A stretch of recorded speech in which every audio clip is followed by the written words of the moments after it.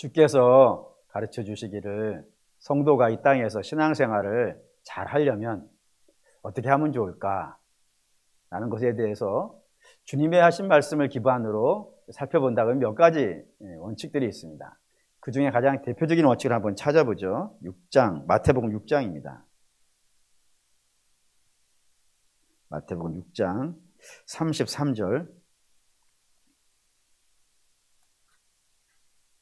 마태복음 6장 33절입니다. 읽겠습니다. 그런즉 너희는 먼저 그의 나라와 그의 일을 구하라. 그리하면 이 모든 것을 너희에게 더하시리라. 여기 이제 우선순위의 문제가 있다는 겁니다. 먼저 그의 나라가 하나가 있고, 그리고 이 모든 것이 있어요. 우리식으로 좀 더 쉽게 표현한다 그러면 먼저 그의 나라라고 하는 것은 하나님 나라일 것이고, 이 모든 것은 세상일 겁니다. 이 두 가지가 우리 앞에 있는 겁니다. 그 중에서 우선순위를 어디다 둬야 된다고요?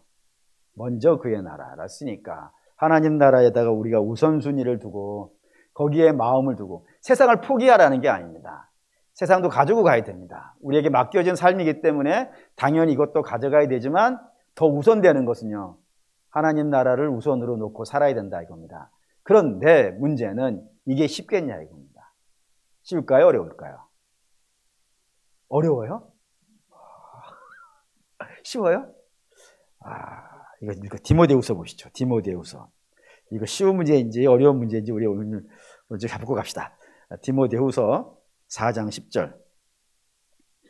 4장 10절. 4장 10절.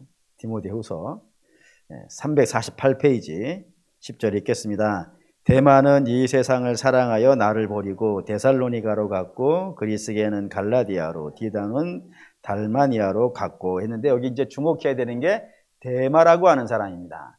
대마가 어떻게 했다고요? 세상을 사랑하여서 바울을 떠났다 이겁니다. 그럼 우리가 관심이 가는 건 이 대마가 누구겠냐 이거예요. 성경이 대마를 이야기할까요? 안 할까요? 여기만 있을까요? 딴 데도 있을까요? 딴 데 딱 있습니다. 한번 보시죠. 골로새서 4장. 대마가 누군지를 일단 확인을 하면은, 이게 쉬운 문제인지 어려운 문제인지 좀 감을 잡을 수가 있어요. 대마라는 사람, 세상을 사랑하여 바울을 버리고 세상으로 가버린 사람, 이 사람을 바울이 이전에도 이야기한 적이 있습니다. 4장 14절 읽게요.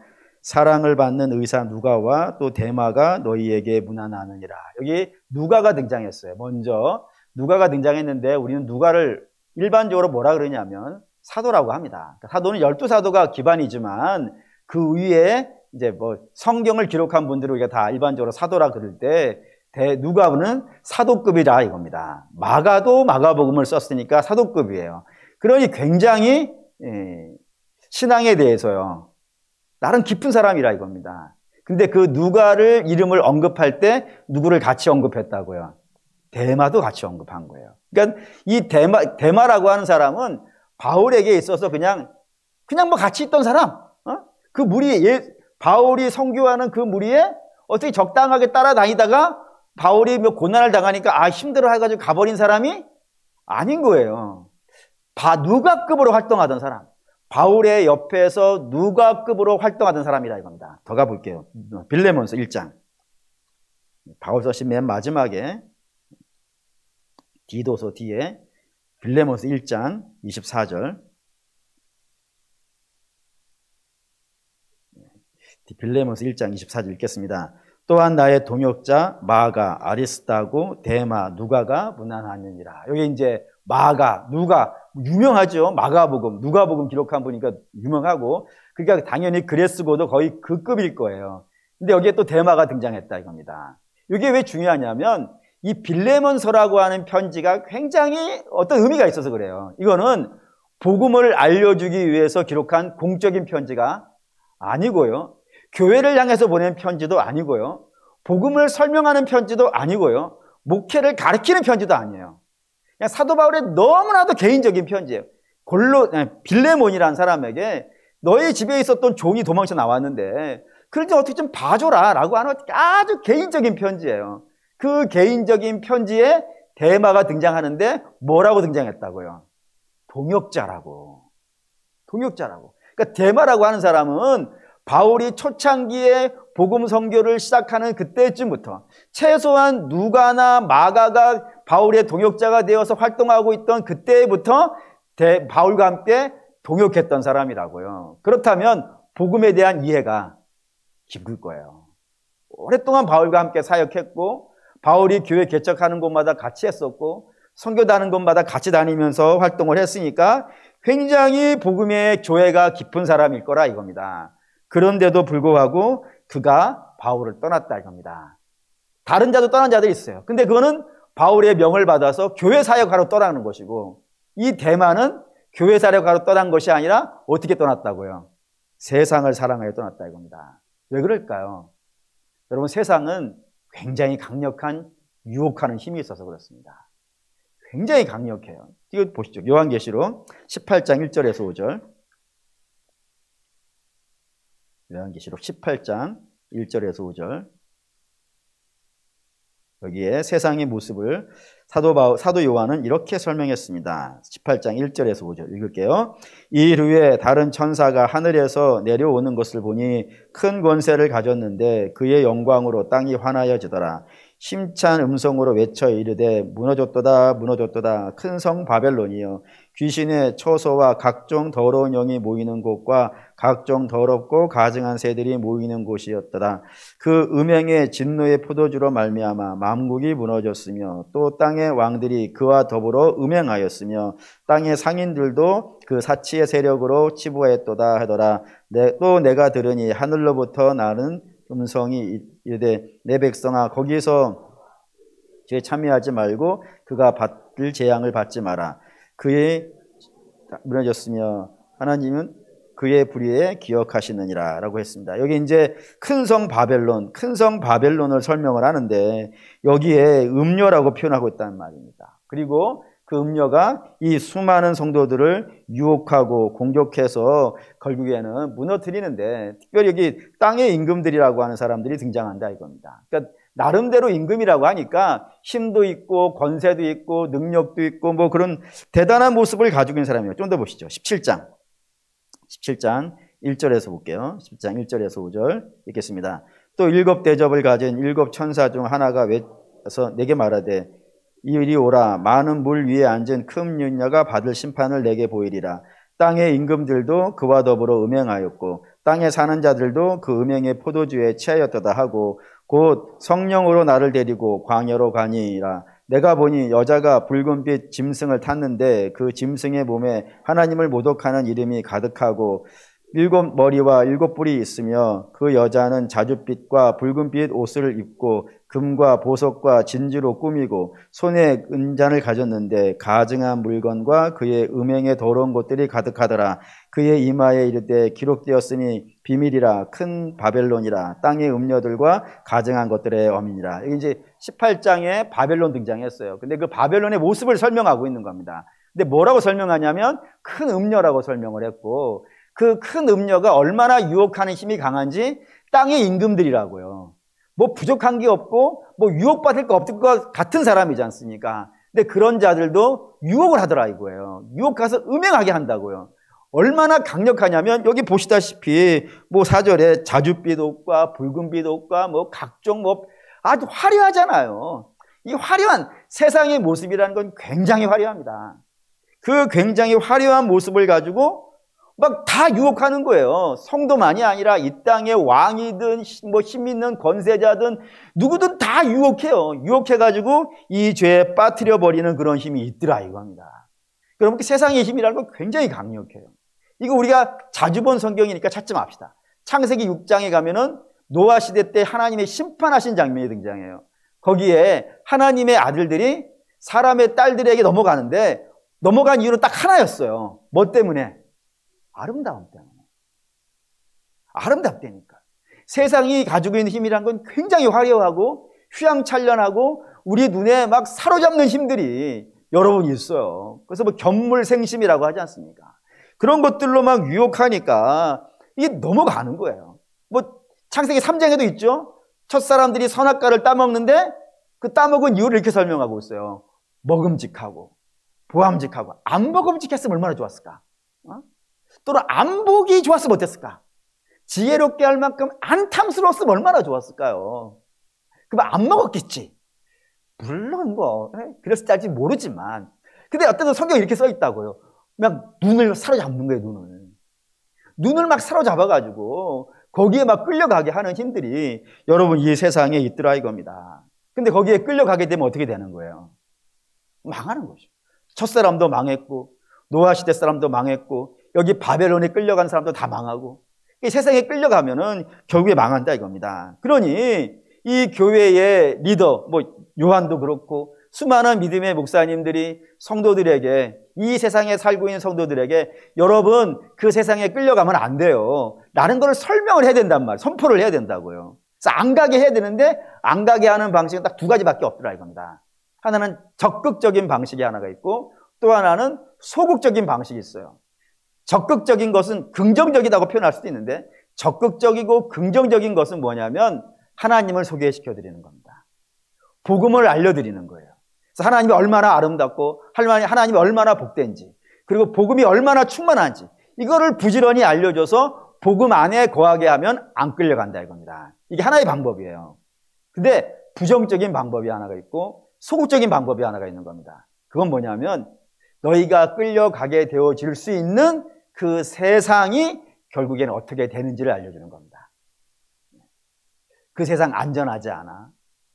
거기 망하는 길이야 라는 걸 알려주는 거예요. 부정적이고 소극적인 방식이에요. 적극적인 건 복음과 하나님을 알려드리는 것이지만 소극적인 방법도 있다고요.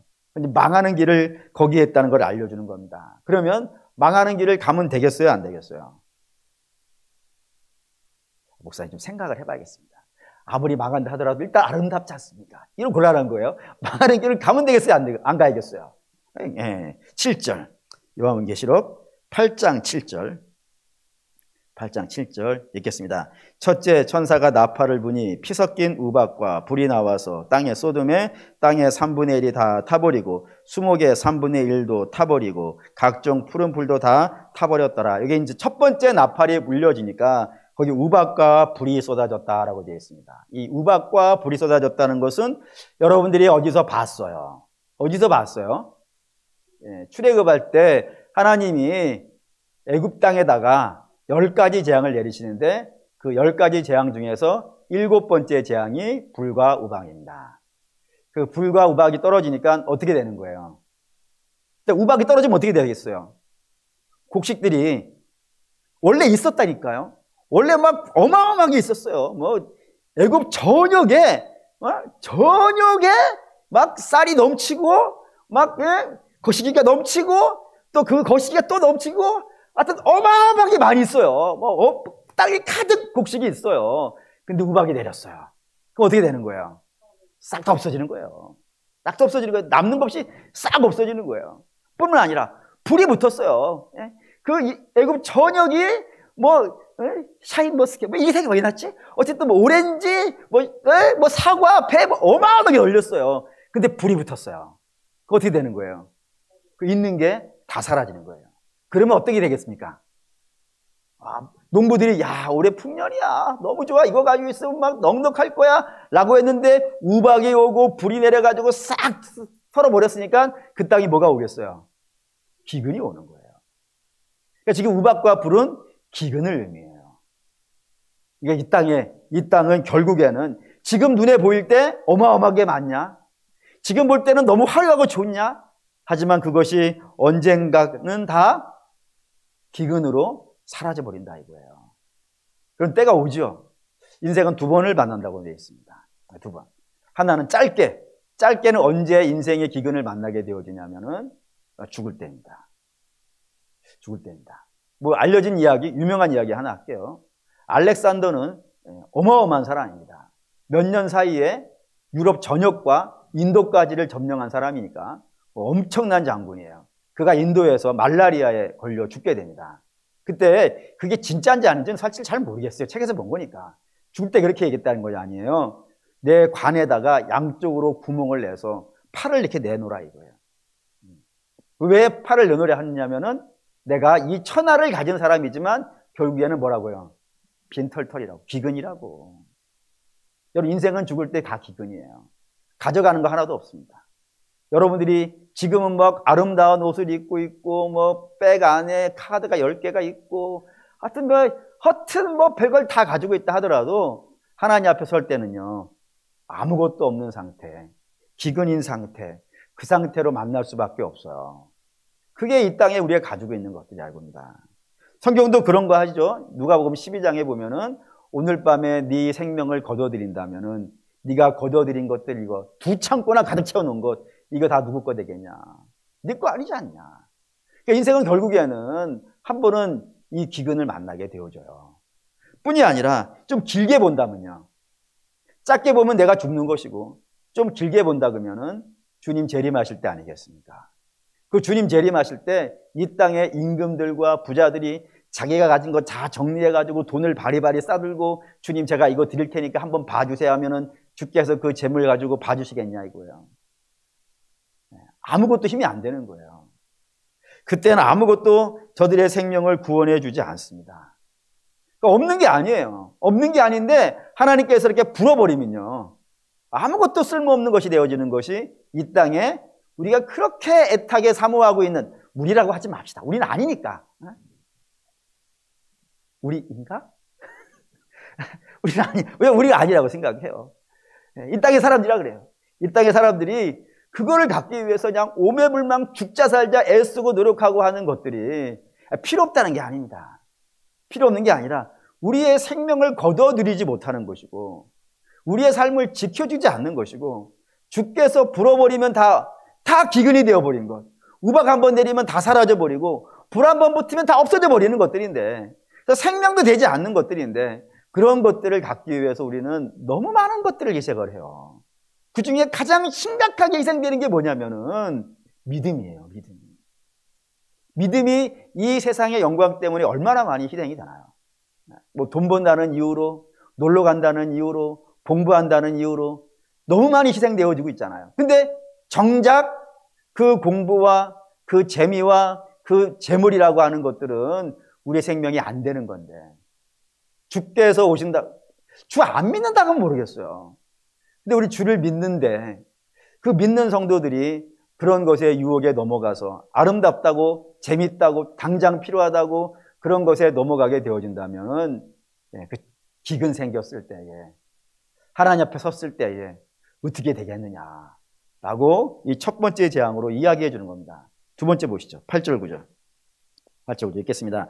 둘째 천사가 나팔을 부니 불붙는 큰 산과 같은 것이 바다에 던져지매 바다의 3분의 1이 피가 되고 바다 가운데 생명 가진 피조물들이 3분의 1이 죽고 배들의 3분의 1이 깨지더라 했습니다. 여기 이제 불붙는 큰 산 이렇게 등장했는데 여러분들은 모르겠고 제가 어렸을 때는 이 불붙는 큰 산에 대해서 설교를 들은 적이 있습니다. 얼마나 열광적으로 설교를 하셨는지 기억이 나요. 뭐냐면은 마지막 때에는 핵폭탄이 떨어질 거라. 불붙는 큰 산이 팍 떨어져 가지고 다 그냥 절단을 내버릴 것이다. 그러니 그런 날이 오기 전에 신앙생활을 똑바로 해야 되지 않겠느냐 뭐 이런 식으로 아주 열분을 토하시는 그런 목사님이 기억이 납니다. 근데 저는 그때는 그게 맞는 줄 알았어요. 정말 그럴 것 같아. 큰 산 뭐 이런 건 되지 않겠는가 라고 생각했는데 시간이 지나고 제가 목사가 되어주고 성경을 보면서 아닌데 라는 생각이 제가 들은 게 아니고 성경에서 봤다 이겁니다. 뭐 당연한 거죠. 사도 요한은 지금 2000년 이후에 있을 대한민국의 교회를 생각하면서 1차적으로 이 편지를 쓴 게 아닙니다. 우리 알다시피 사도 요한은 지금 애가 타요. 뭐에 대해서 애가 타요? 소아시아 7교회, 내가 놓고 온 그 7교회에 대해서 애가 타요. 그 교회를 위해서 부지런히 기도했어요. 그래서 그 교회가 그 험한 세대 속에서 어떻게 믿음을 지켜낼 것인가, 이게 사도 요한의 제일 중요한 관점이고 그 관점을 가지고 하나님께 부지런히 기도해서 하나님께 받은 거거든요. 그러니 뭐 핵폭탄 이런 거를 생각할 수 있는 여지가 있지 않아요. 그러면 여기에 등장하는 이것이 무엇인가?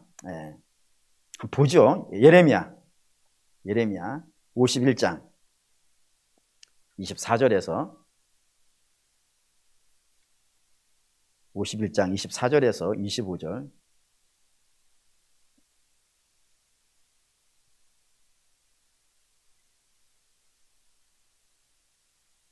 24절에서 25절 읽겠습니다. 바벨론아 내가 51장 24절 읽겠습니다. 너희 눈앞에서 그들이 시온에서 모든 악을 행한 대로 내가 바벨론과 갈대아 모든 주민에게 갚으리라. 여호와의 말씀이니라. 여호와의 말씀이니라. 온 세계를 면하는 멸망의 산아 보라 나는 내 원수라. 나의 손을 내 위에 펴서 너를 바위 위에 굴리고 너를 불탄 산이 되게 할 것이니. 그러면서 여기 이제 불붙은 큰 산이 등장했죠. 멸망의 산 그리고 불탄 산 이렇게 등장했어요. 근데 이 멸망의 산과 불탄 산이 무슨 이야기, 누구를 대상하고 있다고요? 바벨론이라고. 그게 아예 그냥 써놓았다니까요. 바벨론아라고 얘기해놓고 내가 너를 심판할 거야. 멸망의 산아, 불탄 산아 아예 설명을 해놨단 말이에요. 그러니까 이 소아시아 7교회 성도들에게 사도 요한이 멸망의 큰 산아 하면은 핵폭탄을 생각하는 게 아니라 뭐를 생각하는 게 정상인 거예요. 성경에는 핵폭탄은 없어요. 아예 써놨잖아요. 뭐라고요? 바벨론이라고. 그러니까 구약 이 초대교회 성도들은 이걸 알고 있는 거예요. 그러니까 요한이 이걸 설교를 했던 것 같아. 그러니까 이거를 이야기하면 멸망의 큰 산하, 불붙은 산하 하면은 당연히 바벨론. 이런 개념이 되게 되어 있단 말입니다. 왜 그렇게 되어져 있냐면 이것 때문에 그래요. 혹시 여러분 금자탑이라고 하는 거 아시나요? 금자탑. 한자로 쓰면 이렇게 써요. 금자. 글자 자자. 탑. 이렇게 씁니다. 금자탑. 그 처음에는 이 김씨들이 쌓은 탑인가? 이렇게 썼고.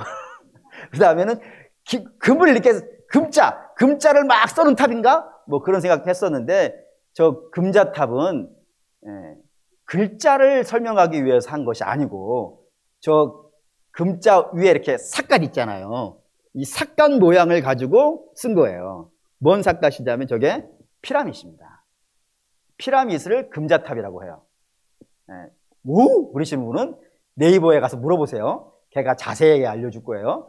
저기 금자탑은 피라밋을 중국 사람들이 쓴 거에 금자탑이에요. 그럼 바벨론을 왜 큰 산이라 부르냐면 이것 때문에 그렇습니다. 혹시 지구라트라고 들어보셨나요? 지구라트? 흔히 바벨탑 하면 떠오르는 그 그림 있지 않습니까? 밑에가 넓고 위가 좁아지는 탑, 그걸 지구라트가 그래요. 실제로 바벨론이 저 탑을 저렇게 쌓았는지 안 쌓았는지 몰라. 하지만 저런 탑을 지구라트라고 해요. 밑에가 넓고 위로 올라갈수록 점점점 폭이 좁아지는 그 탑을 지구라트라고 하는데 저 모양이 뭐하고 닮았어요? 산하고 닮은 거예요. 예를 들어 매산자 이렇게 쓰잖아요. 매산자. 매산자. 왜 저게 비슷하지 않아요? 밑에가 넓고 위가 좁고? 왜 그러냐면 글자를 생각한 게 아니라 형상을 생각한 거예요. 형상을. 바벨탑 사람들도 초아시아 7교회 교인들도 바벨탑 하면은 저런 모습. 중국 사람도 사람은 저런 모습. 그런 모습을 떠오른단 말이에요. 그래서 저 지구라트를 가지고 멸망의 탑이라고 불렀단 말이에요. 그러니까 바벨론 탑이에요. 그러니까 바벨론 탑을 저렇게 부른다 이겁니다. 그래서 바벨론을 멸망의 큰 산이라고 부르는 이유는 저런 산의 형상을 가지고 있는 제단이 있어서 그래요. 저 지구라트가. 그걸 왜 불탄산이라고 하냐면 저 맨 꼭대기에 신전이 하나가 있어요. 저 신전에서 재물에 불을 붙여요. 그러면 저 구멍 보이시죠? 저 구멍으로 연기가 나와요. 불도 나오고 막 연기도 나와요. 그러니까 마치 그 산이 어떻게 보이는 거예요? 불 붙은 것처럼 보이더라 이겁니다. 그래서 멸망의 큰 산하라고 한다면, 불 붙은 산하 한다면 성경에 있는 사람들은 전부 다 뭐를 생각하냐면은 바벨론을 생각하고, 바벨론은 오늘 이 시대로 말하면 세상이라 이겁니다. 그 당시의 사람들은, 초대교회 사람들은 그게 로마였고, 그런 관점에서 이게 이해되어졌다 이겁니다. 그런 바벨론 어마어마한 나라거든요. 성경에는 다니엘서에 금 같은 나라라고 되어 있어요. 굉장히 힘있고 능력있고 유혹 많이 하고 그런 화려한 것인데, 저런 것이 결국에는 어떻게 된다고요? 하나님이 던져버린다고요. 던져버리기 때문에, 바다에 던져버리기 때문에 그 옛날 사람들은 막 배를 타고 다니면서 산업을 했는 모양이죠. 그 바다, 그 어마어마한 나라가 그냥 던져져 버리니까 그 나라와 함께 사업을 영위하던 사람들 다 어떻게 되는 거예요? 다 망하는 거예요. 이 세상의 운명이라고 알려주는 겁니다. 그게 지금 바벨론이 너희들 눈에는 어마어마하게 보일지는 모르겠지만 결국에는 그거 다 하나님께서 던져버릴 것이고, 던져버렸을 때 그들과 함께 산업하고 그들과 함께 연결되어져 있는 모든 자도요, 다 망하게 될 것이다 라고 주께서 설명한 거라 이겁니다. 그러니 그런 것에 성도들이 매이면 되겠어요, 안 되겠어요? 좀 더 가봅시다. 계시록 18장 18절 19절.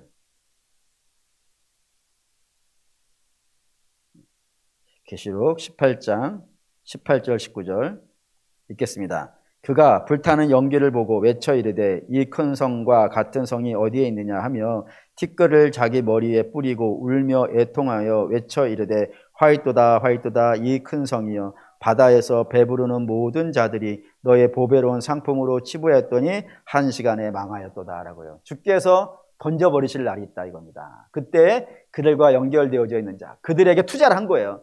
자기의 전 재산을 투자하고 거기에서 산업을 하고 거기에서 연결되어진 모든 자들도 결국에는 어떻게 된다고요? 애통하게 된다는 말이 여러분 중요해요. 애통하게 된다는 건 뭐 이런 거 아니겠습니까? 내가 어느 회사에다가 주식을 사기 위해서 몽창 다 넣었어요. 전 재산을 다 넣었어요. 전 재산도 부족해가지고 옆집 거까지 빌려다가 다 넣었어요. 근데 그 회사가 망한 겁니다. 그럼 어떻게 되겠어요? 뭐 뻔한 거지 않겠습니까? 머리에다가 흰 수건을 둘러매고 집에 누워가지고 끙끙 앓지 않겠어요? 그게 애통하다예요. 그게 애통하다예요. 근데 왜 이야기를 왜 하냐면은 잠깐 삼척 보러 갔다 오죠. 마태복음 5장에 팔복이 있습니다. 팔복의 두 번째 복이 뭐예요? 애통하는 거예요.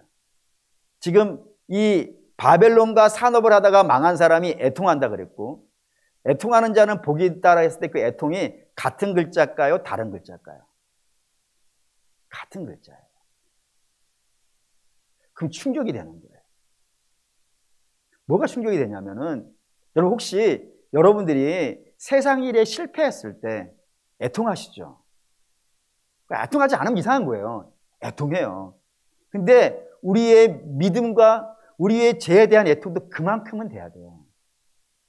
근데 우리는 죄에 대한 애통함이 세상 일에 실패한 것만큼의 애통함이 있는가요? 한번 여러분 잘 계산을 해보실 필요가 있습니다. 나의 심령을 바라보면서 애통한 마음이 우리 자녀가 학교에서 1등을 하다가 60명 하는데 1등 하다가 60등이 됐어요. 그때 애통하죠? 애통한 거예요. 안 애통할 수가 없어. 막 잡을 거야 그날을. 근데 그 애통이라는 것과 내 죄를 가지고 하나님 앞에서 애통한 게 같은 급이라니까요. 근데 우리는 세상 일에 실패하는 애통은 어마어마하게 고통스럽고 힘들고 막 눈물 나고 인생에 사는 재미도 없고 그러는데, 우리 죄에 대한 애통함은 그거에 얼마만큼이 될까? 저를 보고 생각한 거예요. 내가 정말 그만큼 애통하고 있는가? 나의 죄를 바라보면서 그만큼 애통하고 있는가? 분명히 주께서는 애통하는 게 복이라고 했는데, 그러면 그 애통의 크기라는 건 적당히 눈물 몇 방울 흘리는 게 아니라 내가 내 전 재산을 쏟아붓고 한 사업을 망했을 때 그 애통하고 같은 거라는데, 그런 애통함이 나겐 있는가? 그럼 아마 이런 일 때문이지 않을까 생각을 했어요. 세상이 망할 때 그 망하는 것이 얼마나 큰지 모르기 때문에. 하나님이 심판하는 게 얼마나 강력함. 그냥 적당하게 사건 망하는 정도의, 우리가 이런 말 하잖아요. 돈은 잃으면요, 잃어버리셔야 되나? 돈은 이러잖아. 이렇게, 잘못 얘기했나? 돈은 잃으면 다시 벌으면 되잖아요. 목사님, 그게 말처럼, 아니, 쉽다는 게 아니고, 아니, 그런 말이 아니, 좀 도와주세요. 왜 안 도와줘요? 돈 잃어버리면은, 아니, 돈 다시 벌면 되잖아요. 사고가 났어요, 사고가 났을 때, 이것도 제 얘기하려고 그러면 큰일 났는데, 어쨌든, 이제 얘기할게요. 사모님이 사고를 한번 낸 적이 있어요. 그때 제가 뭐라 그랬냐면, 차는 이랬다 했더니, 사람은 그래야 되는 거 아니에요. 차는 망가지면 어떻게 하면 돼요? 다시 사면 되지. 아무리 비싼 차도 하더라도, 사면 될 거 아니에요. 사업 잘 하세요. 그래가지고, 사면 되는데, 사람은 가면요. 못 가는 거 아니겠어요. 여러분, 돈은 그런 거예요. 돈은 망하면 없어지면 다시 벌 수 있는 걸 가지고도 그렇게 애통해 하는데 내 영혼이 망하는 거에 대해서는 애통함이 너무 없는 거야. 그게 지금 사도 요한이 애치고 있는 얘기가 아니겠는가. 아니 세상은 이렇게 이거가지고 애통해 하는데 너희는 너의 영혼을 위해서 애통함이 없느냐? 우리가 한번 좀 잘 생각해 보셔야 된다 이겁니다. 분명한 것은 이 땅은 그렇게 되어질 거예요. 그러니 반면 20절 20절 18장 20절 18장 20절 읽겠습니다. 하늘과 성도들과 사도들과 선지자들아 그로 말미암아 즐거워하라. 하나님이 너희를 위하여 그에게 심판을 행하였습니다. 세상이 망하는 날 하나님께 속한 자들이 있는 겁니다. 그들은 어떻게 하라고요? 기뻐하라. 기뻐하라. 하나님이 너희의 신원을 갚아주시고 너희의 억울함을 풀어주시고 너희가 정말 온전하게 자랐다. 너희가 지금까지 자랐어. 너무 자랐어. 그게 언제 결정이 되는 거예요? 주님께서 이 세상을 심판하시는 날 그렇게 되어질 거라 이겁니다. 그러니 당연히 뭐 기뻐하는 것 아니겠어요. 그리고 성도는 어디다가 우리의 마음의 우선순위를 두고 살아야 되는가 라는 것이 나팔장에 등장하는 겁니다. 물론 이게 쉽다라고 말씀을 드릴 수는 없어요. 주께서 이렇게 말씀하셨어요. 요한복음 15장에 나를 미워한다 세상이.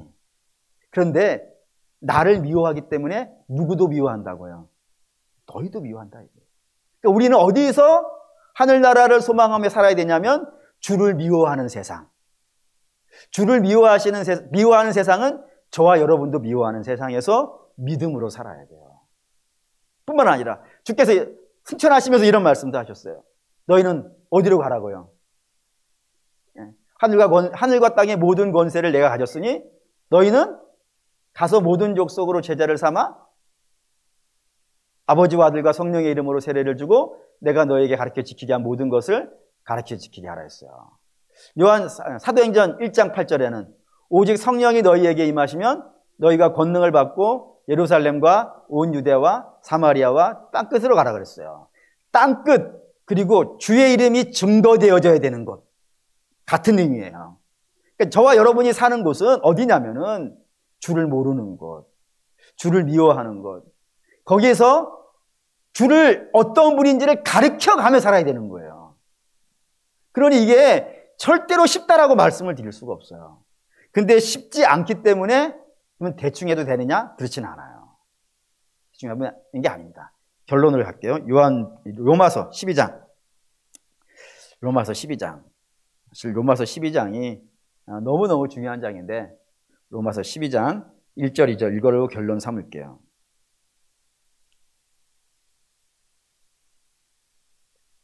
읽겠습니다. 그러므로 형제들아 내가 하나님의 모든 자비하심으로 너희를 권하노니 너희 몸을 하나님이 기뻐하시는 거룩한 산 제물로 드리라. 이는 너희가 드릴 영적 예배니라. 너희는 이 세대를 본받지 말고 오직 마음을 새롭게 함으로 변화를 받아 하나님의 선하시고 기뻐하시고 온전하신 뜻이 무엇인지 분별하도록 하라 했습니다. 여기 이제 산제물 꼭 기억해 주세요.